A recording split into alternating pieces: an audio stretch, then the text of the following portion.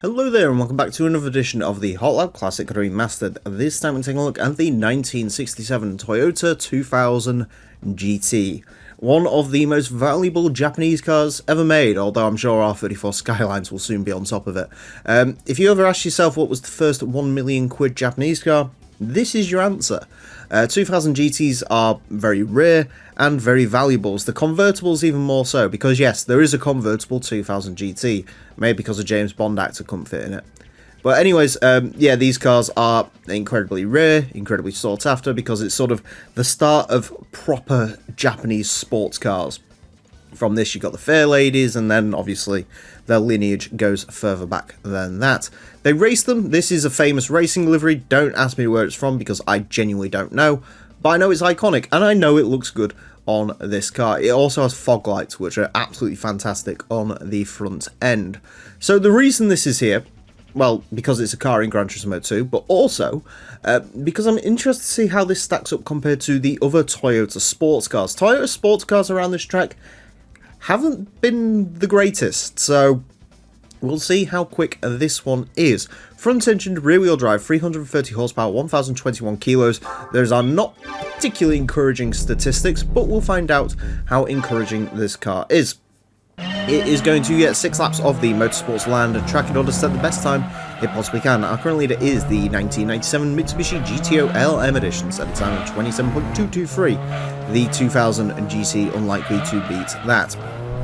I should also mention, as another fun fact, this is the most expensive used car in the entire game. Even back in 1999, apparently these things cost serious money, because this one is in the used car dealership. I think it's about 121 grand.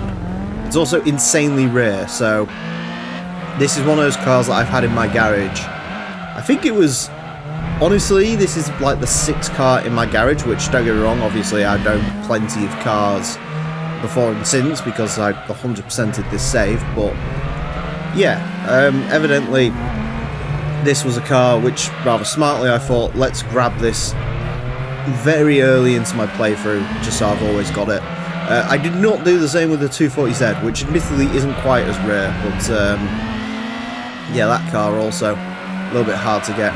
22B as well. I think these are sort of like the 3 pillars of hard to get Japanese used cars. And knowing how this game works, I'm sure like Daihatsu Opti Club Sport 4-wheel drives or 2-wheel drives or something are insanely rare. Because, yeah, there's not a lot in the Suzuki. Suzuki Cappuccino is quite a rare car as well, come to think of it. In terms of driving, this is very lovely. It's not quick. 31.544. That's not terrible. Yeah, it's not quick. It definitely is not quick. It has beautiful traction out the corners though. It's very pleasant to drive. If you obviously nick a bit of grass like that, then yeah, you do go a bit sideways. Still some old Japanese DNA in this one, but yeah.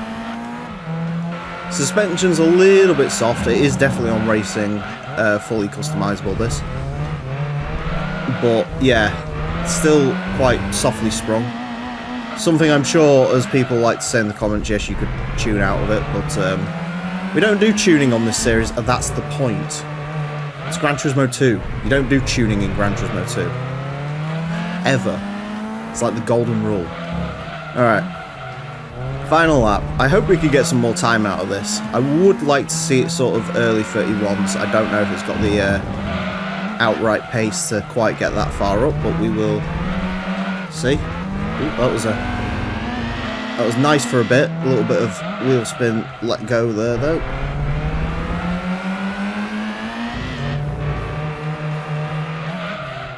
On the brakes. I lost a little bit too much speed through there. That's unfortunate. Better line through that final corner though, to the line, 31.397. Yeah, not bad, not bad. Well, actually, very pleasant. Like I say, it is a lovely car to drive this. Extremely pleasant. It's just not very quick. Which is a bit unfortunate, but that's the way it goes, you know. I can't say I expected an awful lot out of this, looking at it. So, yeah, we'll take that. We'll take it to the bank. We'll run with that. Yeah. It's a shame about that second sector. I think there's an equal bit more time in this, but I don't think there's like an insane amount or anything like that. 31.397 places this into 218th place. Interestingly, it is a fraction quicker than the 1971 Skyline GTR, which is a car that I blanked when I said about most valuable used cars. It's quicker than that, quicker than an 83 Corolla 11, quicker than the Mini Cooper Mark 1. So cars from this vintage, it is definitely quicker than. It's quicker than Corvette Stingray as well, significantly. Quicker than the 83 Celica. Does lose out slightly to a couple of Toyotas, ironically enough. The MR2 Supercharger, the Celica Elegant Sports Edition, and the Corona Exiv. All very slightly quicker than this. But, yeah. I think, interestingly enough, without that little hiccup in the second sector, this might have been challenging the Tom Supra, which would have been interesting, but alas, it does not. But yeah, still a very, like I say, very pleasant car to drive. Just not a lot of speed, but, you know, compared to the other historic stuff in this game, it's not too bad. It's probably one of the better handling of all of them. So, yeah, if you can find it, give it a go. Anyways, that is it for this episode. Thank you all very much for watching. Join me next time when I'll be driving something completely different. Until then, farewell.